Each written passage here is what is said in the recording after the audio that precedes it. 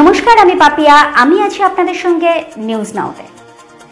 বিভিন্ন সরকারি প্রকল্প সম্পর্কে আমরা আগেই জেনেছি, তবে আজ জেনে নেব সেই প্রকল্পগুলি ঠিকমতো বাস্তবায়িত হচ্ছে কিনা।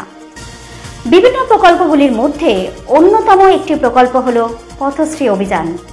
আশার কথা, পথশ্রী প্রকল্প অসামান্য সাফল্য লাভ করেছে এই রাজ্যে। মাত্র 1.5 মাসে 6,500 কিলোমিটার রাস্তা তৈরি ও মেরামত করে নজির গড়ল পঞ্চায়েত দপ্তর। আগামী জানুয়ারি মাসের মধ্যে মোট 15,000 কিলোমিটার রাস্তা সংস্কার ও নির্মাণের লক্ষ্যমাত্রা নিয়েছে নবান্ন। কোভিড মহামারীর প্রতিকূল পরিস্থিতিতেও কাজ চালিয়ে যাওয়ার কারণেই এই সাফল্য।